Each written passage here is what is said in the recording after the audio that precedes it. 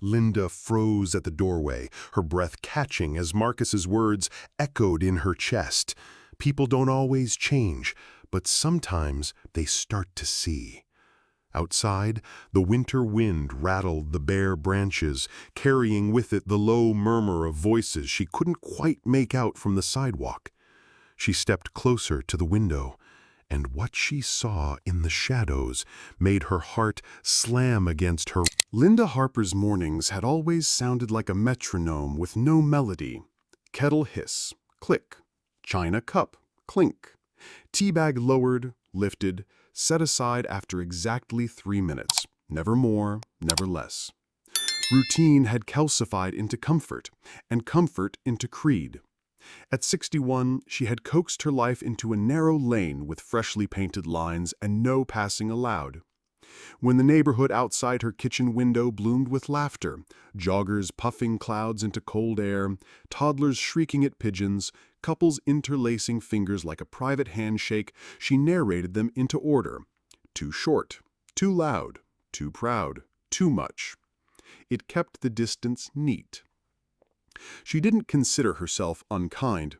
Headlines lived elsewhere. She trafficked in whispers, the kind that folded neatly into sentences like, "It's not hatred, it's just sense," and "People should stay with their own, it keeps things simple." She preferred the soft tyranny of categories, polite, invisible barricades that separated them from her. Love, in her cosmology, belonged to young bodies in spring fabrics, to people who still believed in fireworks and promises that didn't cost sleep. Not to women like her, a woman whose hands remembered a marriage that faded without spectacle, like ink that never took to the page. The house reflected back her certainty, shelves aligned by height and color, a hallway mirror framed in oak, perpetually spotless, returning her image with an unearned approval. A dining table set for one out of habit and pretense. She told herself she liked quiet. But some afternoons the quiet grew as loud as machinery, whirring around the absence of footsteps, the absence of a voice calling from another room.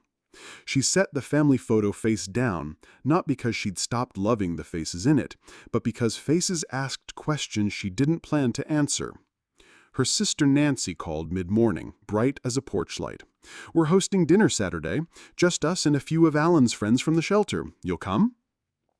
"I've been fine here," Linda said, moving a crumb that wasn't there. "Crowds aren't my thing." "It's family," Nancy replied, the word weighted like a plea. "And a few good men doing good work." "Good for them," Linda said. "I'd rather not spend an evening debating causes with strangers." There was a soft exhale on the line. "You can just eat pie and listen." "I don't listen well." She meant I don't bend well. She meant change is an argument I don't know how to win. She ended the call with a lie about poor reception and stood in the kitchen afterward, hand against the counter, measuring the echo of a choice she made every week. Choose solitude, then resent it. Loneliness was a peculiar guest, tidy, courteous, and always early. It sat with her at breakfast like a well-mannered child, saying please and thank you, never spilling anything, never leaving either. When the afternoon light found the dust in the air just right, loneliness looked like a constellation, twinkling and far away. She would follow those specks with her eyes and pretend they belonged to another ceiling in another life. On Thursday, guilt or boredom, or perhaps both, undercover, drove her to load 2 heavy grocery bags with canned vegetables and pasta for the library's community donation drive. She had written checks before. Signing a name was clean. Carrying boxes up concrete steps was messier. The cardboard cut into her forearms, and she blamed the weight for the way her breath shortened halfway up. "You need a hand with that." She didn't startle, exactly. She turned, controlled, prepared to refuse, and found the voice belonged to a tall black man in a gray sweater and dark jeans.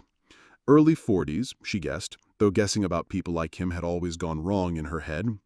His eyes were steady, not inquisitive, as if he'd learned that looking too closely made folks defensive. He stood a polite distance back, one hand in his pocket, the other slightly lifted as if ready to help or to let the moment pass without bruising it. "All right," he said, and tilted his chin in a nod that held no lecture, no insistence. He stepped aside and let her ascend. The relief that followed her refusal was disproportionate.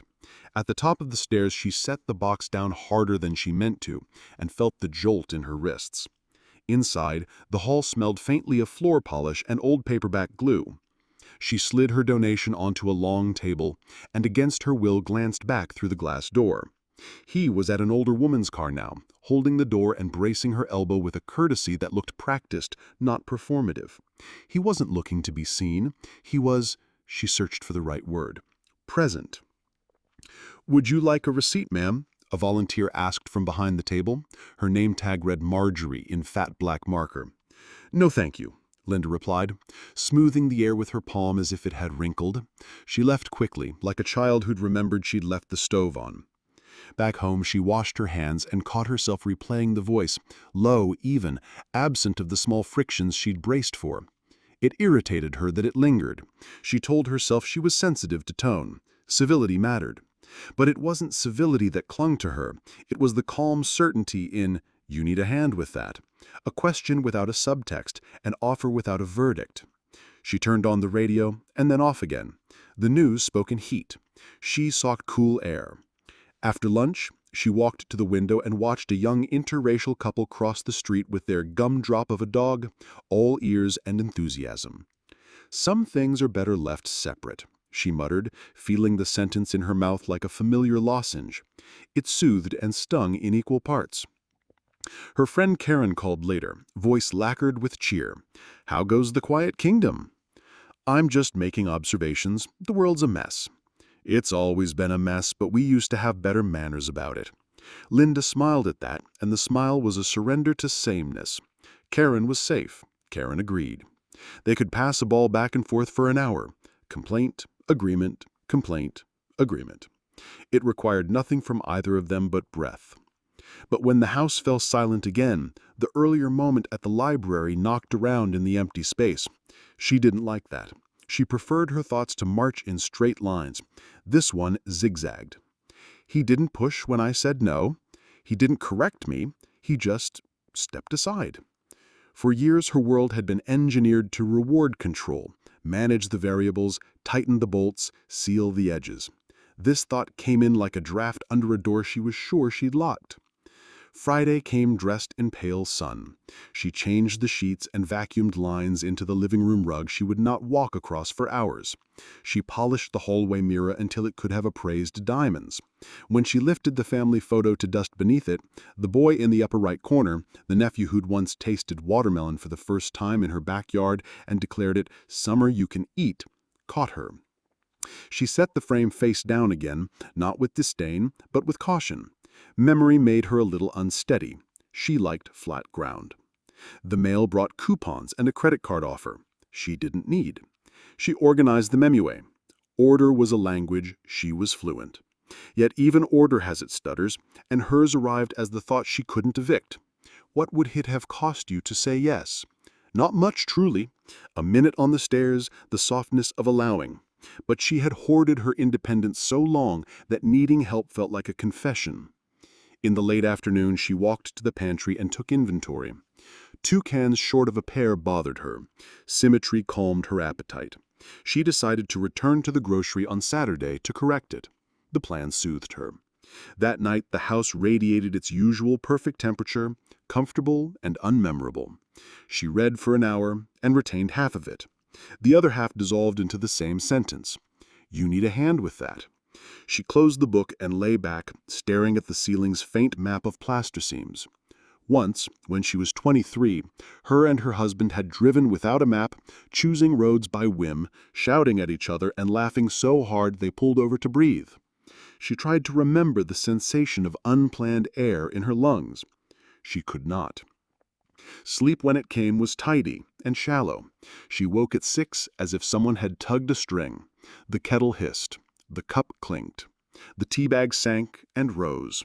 At the window, the neighborhood arranged itself like a diorama. A boy on a scooter, a woman in a neon jacket, the dog with its ecstatic tail. The world unchanged continued. So did she. And yet, under the paint, a hairline crack. Nothing structural, she thought to herself. The house would stand, the walls were thick, the locks reliable. Still, when she pressed her palm to the hallway mirror, its cool face did not reflect back certainty. It reflected back a woman who just for a second did not recognize the expression in her own eyes. Not harshness, not fear, something almost like curiosity. She took her hand away. She made the bed. She wrote 2 cans on the list. The day waited politely for instruction. She gave it the only one she knew. Proceed. But the hairline crack was there now, the kind that spiderwebs only if you dare to tap it again. The civic luncheon was the kind of event Linda Harper could navigate in her sleep. Room temperature chicken, floral centerpieces leaning just enough to look accidental, and the subtle perfume of polite obligation. She had come not out of interest, but as a favor to Nancy, who had cornered her at the grocery store and extracted a promise she couldn't wriggle out of without making a scene. The hall was modest, foldable chairs dressed in white covers, a podium near the front, and a long table with name tags neatly printed in black ink. She didn't stop for one. Labels, in her view, were a kind of surrender. If someone wanted to know her name, they could ask. Scanning the room, she spotted a man near the podium flipping through a folder. Dark blazer, crisp shirt, posture suggesting he'd been in front of a crowd before. Without hesitation, she crossed to him, her voice carrying that trained note of polite command. "They'll need the front cleared before we start. The setup crew is meeting out back. Perhaps you can help them." He looked up slowly, calm, familiar. "I'm not part of the setup crew," he said evenly. "I'm today's speaker." Her stomach dipped. It's him. The man from the donation drive, the one with the quiet voice and the steady eyes. "Oh, I thought—" He gave the smallest nod, not unkind, but with a finality that made it clear the conversation was over. He closed his folder and stepped aside. No scolding, no icy remark, just the unadorned truth and a path for her to walk away. The air in the room shifted. Conversations in the nearest circle slowed, as if everyone's attention had flicked toward the small ripple she'd made. Linda's skin prickled under the weight of glances that might not have even been there. Still, she retreated to a seat in the back row, hands folded in her lap so tightly her knuckles pressed white. From there, she watched without watching as he moved to the podium. His voice, when it came through the microphone, was measured and warm, threading through statistics about community outreach with stories that landed like a hand on the shoulder. She didn't catch half of it. The sound of her own heartbeat seemed to compete with his words. She told herself it wasn't her fault. He had been standing near the front, dressed neatly, but not in a way that screamed keynote speaker. And yet the logic rang hollow. What else had she assumed before she even spoke to him? That a tall black man in a blazer near a podium must be there to move chairs? That his place was behind the scenes instead of at the microphone? When the lunch plates arrived, she picked at hers without tasting it. The conversation at her table buzzed around her, the clink of forks against porcelain, a low percussion she couldn't join. A woman across from her asked what she thought of the speech, and Linda offered a vague, "It was fine," hoping her tone wouldn't betray that she hadn't heard a word. By the time the event wrapped, the room felt too warm, the air thick with perfume and the faint bitterness of overbrewed coffee. She left without speaking to him again, though she caught sight of him shaking hands with the event organizer, smiling with that same unhurried steadiness. She imagined what he might say if I approached him. No hard feelings? Or worse, I didn't think twice about it. The idea that it might not have mattered to him stung more than if he had been offended. Back home, she set her handbag on the kitchen counter and went straight to the sink. She washed a plate from breakfast that didn't need washing, the hot water scalding her fingertips. "He should have made it clearer," she murmured to the empty room. "He could have said, 'Actually, I'm the speaker.' That would have been helpful." But the words tasted thin, excuses dressed in reason. The truth, unspoken but persistent, pressed at the edges of her mind. She hadn't asked who he was. She told him what he wasn't. Later that evening, Karen called. "So, you survived the lunch crowd?" Karen's voice carried its usual dry humor. "Barely," I replied, keeping my tone flat. "Anything interesting happen?" I mistook the speaker for one of the volunteers. "Oh, honey, don't tell me he was—" "One of what?" I asked, though she knew the answer. "You know what I mean," Karen said, her voice dipping into a conspiratorial register. "They get so sensitive these days. You can't breathe wrong without someone calling you a bigot." Linda didn't respond right away. The usual easy agreement, that quick laugh they shared to smooth over such moments, didn't come. "Well," Karen prompted, "he didn't cause a scene, did he?" "No," Linda said quietly. "He was respectful." "Then forget it. You're overthinking it." Maybe she was, but overthinking didn't explain the knot that had settled in her stomach. It didn't explain why her mind kept circling back, replaying not just the luncheon, but the donation drive. She had seen him twice now, and twice she had placed him in a box he didn't belong in. The first time she had dismissed the moment. The second time, the moment refused to be dismissed. After hanging up, she stood in front of her hallway mirror. The face looking back at her was familiar, but not fixed. The lines around her eyes seemed sharper tonight, her mouth caught between a frown and something softer. It was like staring at a photograph where the subject is about to move, about to step out of the frame into something unknown.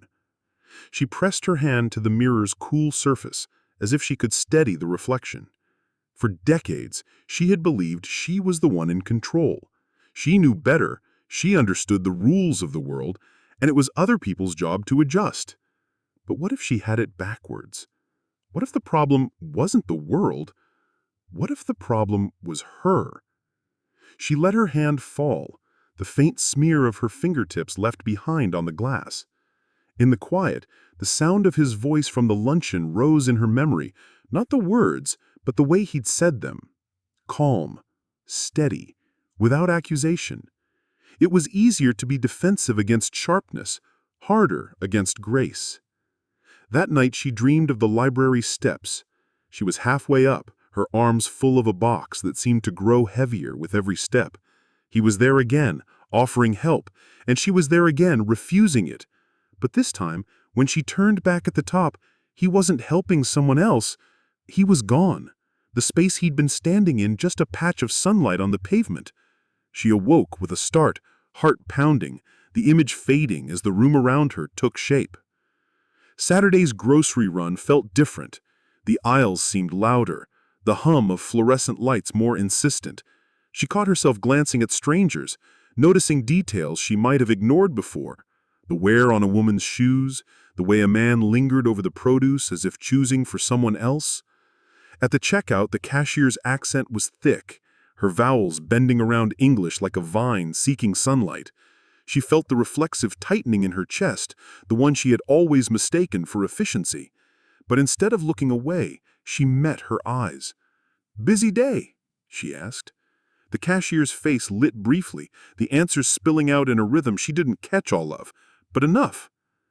It was a small exchange, over in moments, but it stayed with her on the drive home. Back in her kitchen, she unpacked the bags, setting each item in its proper place. Her hands moved automatically, but her mind lingered elsewhere, on the way a single assumption could fit so neatly into a sentence, yet ripple far beyond it. The mirror in the hallway caught her on the way to the living room. She paused. The faint smear from her fingers was still there. She left it this time. The frost came early that morning, sheathing car windshields in thin ice and turning every breath into a puff of white. Linda Harper was already irritated.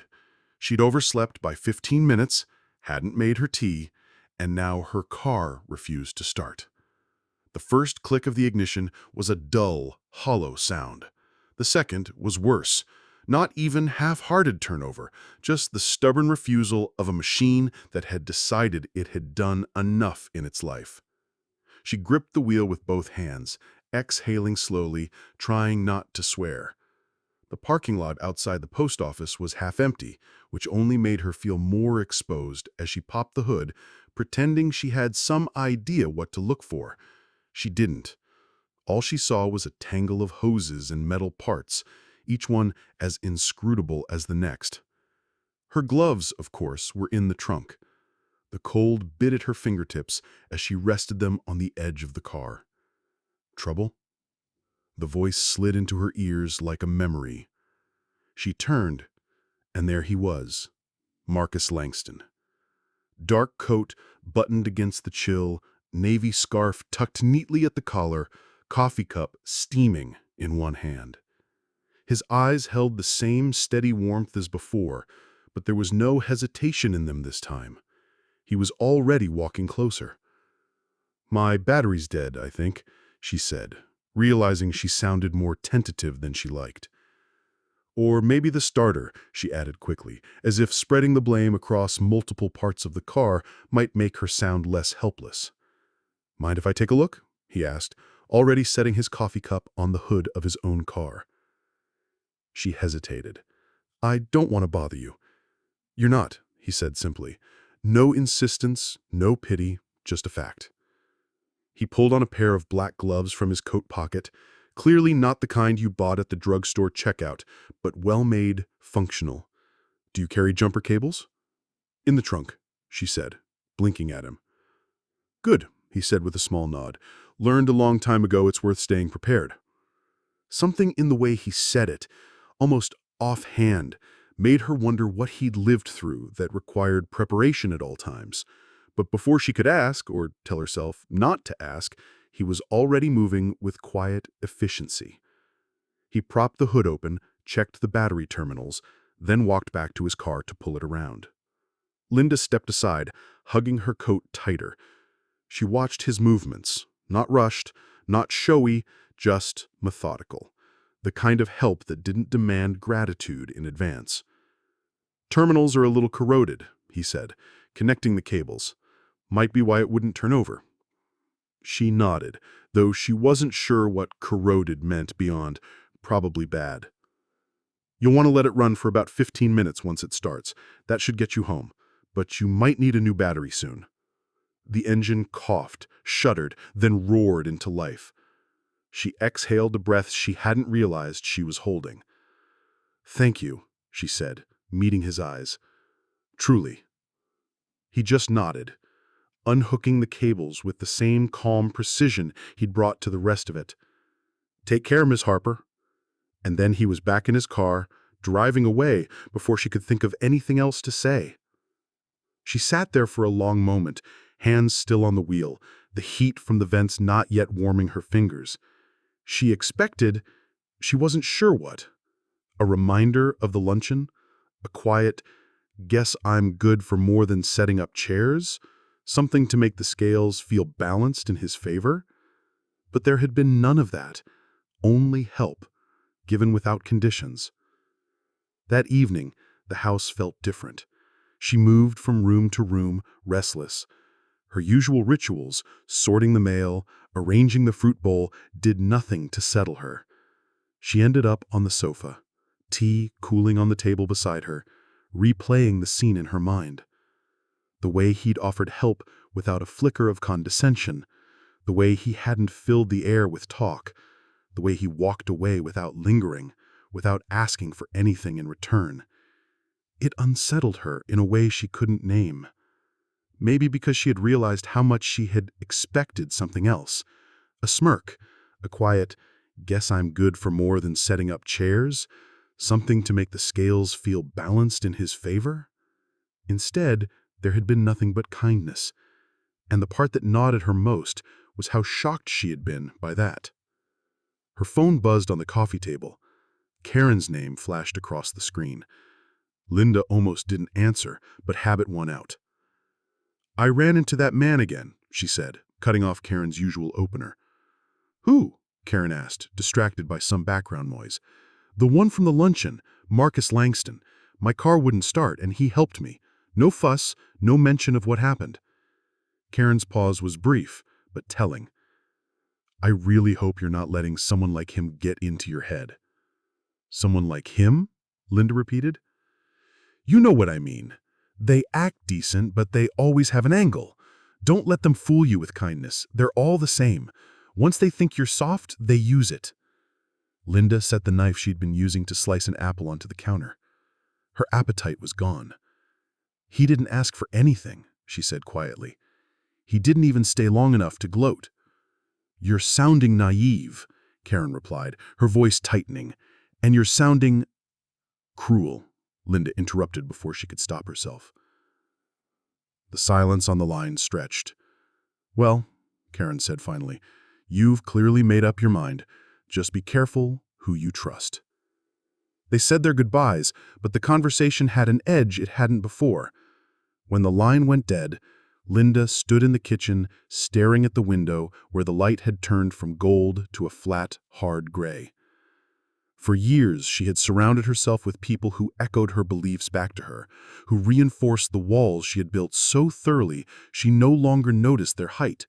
But now, those voices rang hollow, and for the first time in a long time, silence felt like progress. She crossed to the radio and turned it off. The quiet that followed wasn't empty. It was deliberate. The next morning, she drove to the grocery for milk. She passed the section with jumper cables, pausing for a moment. She didn't need them. Hers were fine, but she found herself thinking about Marcus keeping gloves in his coat, about the way he'd said, staying prepared, like it was second nature. She didn't buy the cables, but she thought about it. Back home, she found herself at the hallway mirror again. The faint smear from her fingertips was still there. This time, she didn't wipe it away. And without meaning to, she said out loud, "I didn't expect him to be kind." The admission hung in the air, uncomfortably honest. She looked herself in the eye. For the first time, she wondered if she was so surprised by kindness, what did that say about the way she had been living? The question stayed with her all day, circling back whenever the house grew too quiet. It followed her into the night, into her dreams where she stood on those library steps again, a heavy box in her arms. But this time, when he offered help, she said yes. And for reasons she couldn't explain, the dream left her lighter than she had felt in years. The invitation had been sitting on her kitchen counter for 3 days, its corners curling slightly from the humidity. A simple cream card with black lettering, "Community Tea and Discussion, Bridging the Gap." The type of thing she once would have tossed in the recycling without a second thought. But the phrase, "bridging the gap," had stuck to her mind like a burr. Linda found herself reading it again on a Tuesday morning, the sun slicing across the countertop. She wasn't sure if she was curious or guilty, but she called the number at the bottom to RSVP. Her voice sounded strangely steady when she gave her name. That Saturday, she smoothed her scarf in the hallway mirror, pausing long enough to study the face staring back. The lines were the same, the eyes the same, but there was something she couldn't name. A looseness, maybe, or an unease that was neither entirely unpleasant nor entirely comfortable. She left the smear of her fingerprint on the glass and walked out the door. The event was at the town's senior center, the same brick building where she'd once volunteered for a bake sale 20 years ago. The room buzzed with chatter, the smell of overcooked meatballs thick in the air.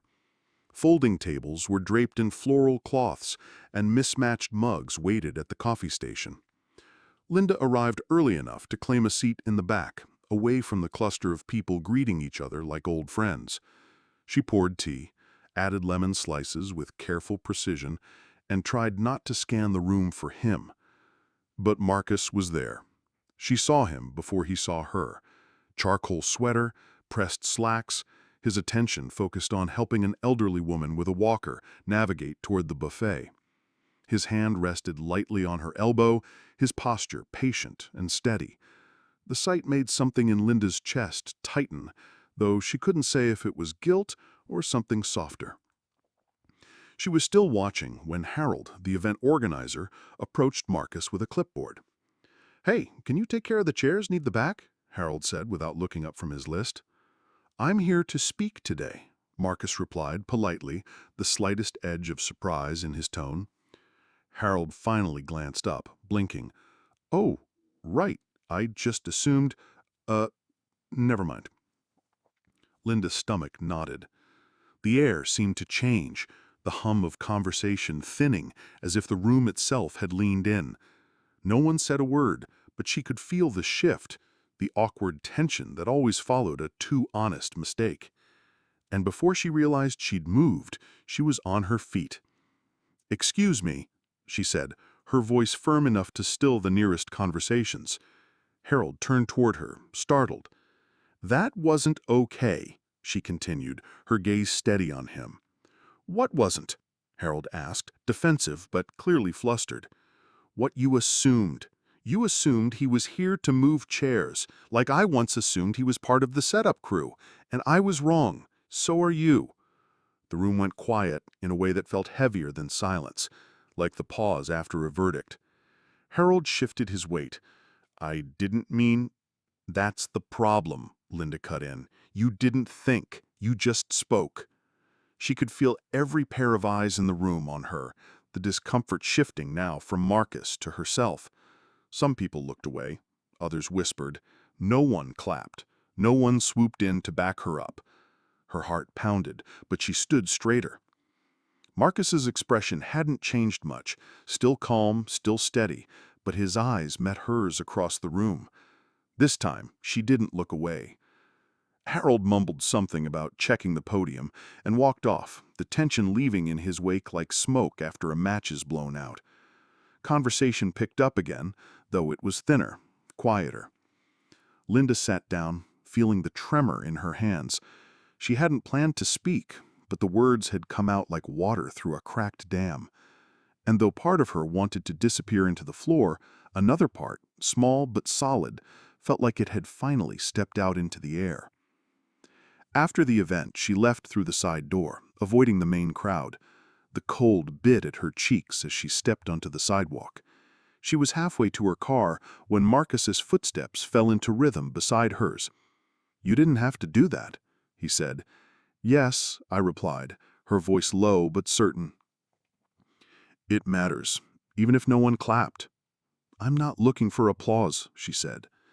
They walked in silence for a few steps, the sound of their shoes on the pavement loud in the winter air. "But you earned something better," he said finally. She didn't ask him what he meant.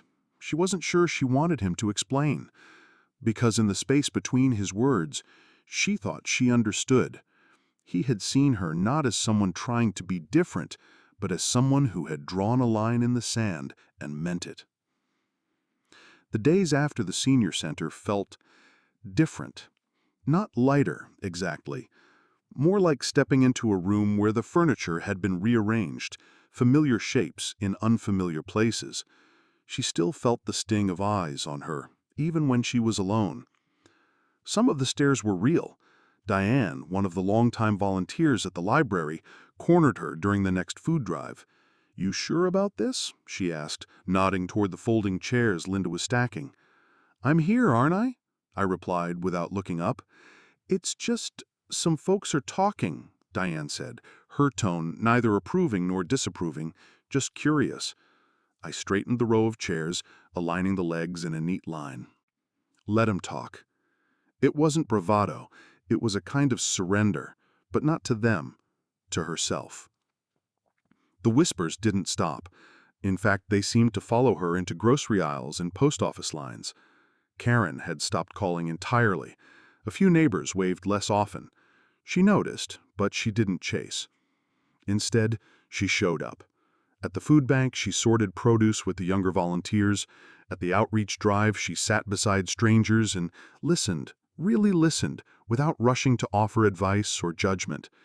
And each time she saw Marcus, passing in a hallway, helping someone unload a car, speaking to a small group at the library, they would exchange a look. Not a smile, not a nod, just the quiet acknowledgement of two people who understood something about each other that didn't require explanation. One afternoon, she found herself restocking flyers alone. Marcus appeared in the doorway, a clipboard in hand. "You're back again?" "It looks like it," she said, wiping her hands on a paper towel. "No cameras, no one watching, just me." "You're not doing it for anyone else," he said, his tone more observation than question. "No," I said, "and I'm not doing it to make up for the past either. I'm doing it because I want to feel good when I look in the mirror." He didn't answer right away. Then he said, "That's the only reason that lasts." They stood there for a moment longer, the air between them comfortable in its quiet. Then he turned back to his clipboard and walked away. She watched him go, not out of admiration, but out of a clarity that surprised her. She wasn't following him. She was finally walking her own way. The air was crisp that afternoon, the kind that sharpened the edges of everything it touched. Linda and Marcus walked side by side along the park's winding path, their steps unhurried, the rhythm easy. The trees had surrendered most of their leaves, leaving the ground a patchwork of gold and brown. Overhead, bare branches laced against a pale blue sky, swaying with the faintest breeze. They didn't speak for a while. It was the kind of silence that didn't demand to be filled, a quiet that seemed to breathe with them.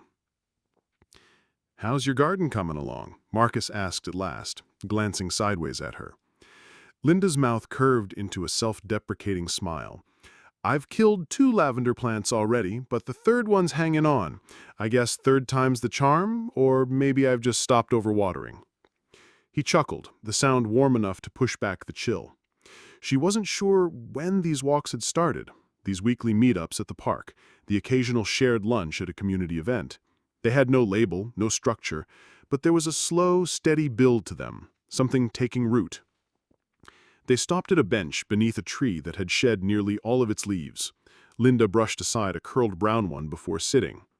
Marcus joined her, leaning back in that casual way he had, like he could stay there for hours if nothing pulled him away. "I used to think I had to prove something all the time, to be seen a certain way, proper, controlled. But now?" She shook her head slightly, her gaze fixed on a young couple tossing a ball for their dog near the fountain. "Now I just want to be known." He didn't respond right away. His eyes followed the dog's bounding arc in return before he said, "You let go of the performance." Linda nodded, the truth of it settling deep. "And I didn't even realize how much it was costing me." "Peace is quiet, Linda, but not everyone has the courage to stay in the quiet long enough to find it." She sat with that for a moment, letting it sink in. She wasn't in love, not yet, but she was present. And for someone who had spent decades hiding behind walls of certainty, that felt like the first step towards something deeper. When they left the bench, their hands didn't touch. They didn't need to. Weeks later, they sat on Linda's porch as the sun dipped low, spilling gold across the worn boards. She cradled a ceramic mug, its contents long gone cold. Beside him, Marcus rested one arm along the back of the bench, the other draped casually in his lap. They hadn't spoken much that evening, and yet Linda had never felt more understood. "I used to think change wasn't for people like me," she said softly, as if she didn't want the wind to carry her words too far. "I thought I was too old, too set in my ways, too proud to say I'd been wrong." Marcus glanced at her, his expression open, patient. "I wasted a lot of time," she added, looking out toward the trees. "But I didn't waste all of it." He followed her gaze toward the horizon. "Sometimes the last chapter is the one worth rereading." She turned to him slowly, the corners of her mouth lifting into something not quite a smile, but close. "I never expected this. Not you, not any of it. You didn't need to expect it. You just had to be ready to see it."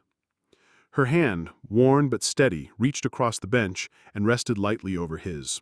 The contact was brief, but it anchored her. He didn't pull away, he didn't grip back. He just let her be there. The sun slipped lower, painting them in dusky light. The world didn't stop, no soundtrack swelled, but Linda felt her heart settle in a way it hadn't in years. She didn't know how much time they'd have, but she finally understood what it meant to begin again, not as someone chasing the past, but as someone choosing to live with her eyes and heart wide open. The first snow dusted the park path the following month. Linda's boots left crisp imprints as she walked towards the gazebo where Marcus was waiting. They spent the morning stacking donations for the winter clothing drive, working side by side without needing to narrate every move. When it was over, Marcus leaned against the railing, his breath clouding in the cold. "You're not here to make up for the past anymore, are you?" She shook her head. I'm here because I like who I am when I show up. That's the only reason that lasts, he said, repeating the words he'd spoken weeks ago. And for the first time she realized they weren't just about volunteering, they were about life. Not everyone approved. The whispers hadn't gone away, some had grown louder. Karen never called again.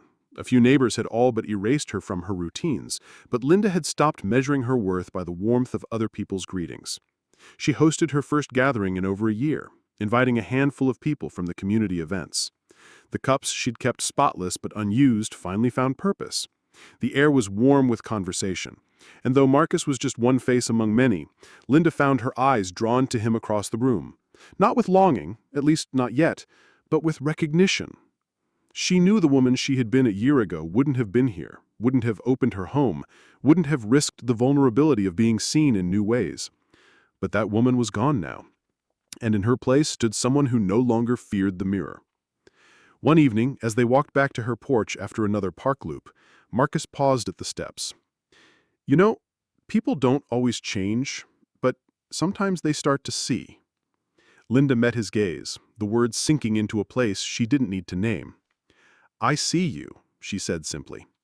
And for the first time in years, she felt the truth of another sentence taking shape inside her, one she wasn't ready to speak out loud, but which pulsed there quietly. And I'm starting to see myself, too. They sat for a while longer, no urgency in their movements. The streetlights blinked on, one by one, as if the world was conspiring to light this chapter just for them. Linda thought of the years she had spent polishing walls, only to discover that walls didn't keep out loneliness, they kept it in. She thought of the first time she had met him on those library steps, and how a single moment, left alone, could stretch into something unexpected. When Marcus finally stood to leave, there was no formality, no awkwardness. See you at the food drive? She said, wouldn't miss it. And she meant it. She closed the door behind him, her fingers resting briefly on the cool wood. The house was quiet, but it wasn't empty. Not anymore. Because sometimes the beginning of love doesn't arrive with grand gestures or fireworks. Sometimes it slips in quietly, just loud enough for you to feel it.